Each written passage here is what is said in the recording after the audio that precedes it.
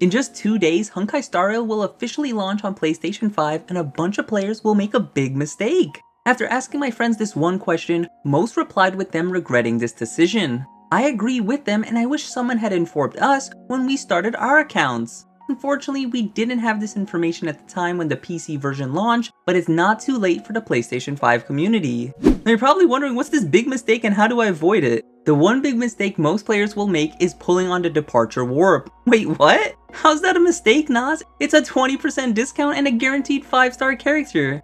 I know it may sound ludicrous since you'll be new to the game, but trust me, it is. The pulls made on the departure warp do not count towards the stellar warp. This is important because after 300 pulls on the stellar warp, you can pick any standard 5-star character you want. This is huge as you get to pick the best 5-star character that'll benefit your account. The departure warp is a random 5-star character that may have anti-synergy with what you get when you pull on the limited banner like Jing Liu or Topaz. Imagine pulling and getting Jing Liu and then your departure warp gives you Yanqing. Now you have a useless 5-star unit because building 2 ice DPS this early on your account only hurts you, as diversifying the elements you have in your roster is what your goal should be so you could tackle different enemies. While 40 pulls may not seem that impactful, it'll take at least 3 months to acquire that many Star Rails. You get 1 a week from Simulated Universe's weekly reset, so that's 4 a month.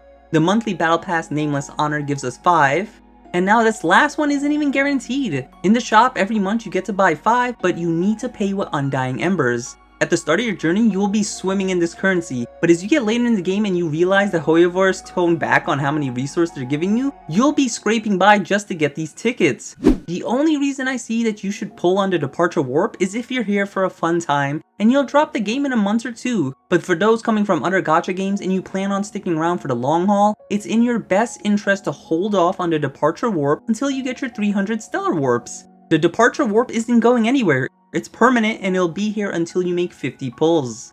Hopefully this video helped you avoid a huge mistake most of us PC users made, and if you enjoyed this video, consider subscribing to see more, especially if you like PS5 catered content. Until the next video, I'll see ya.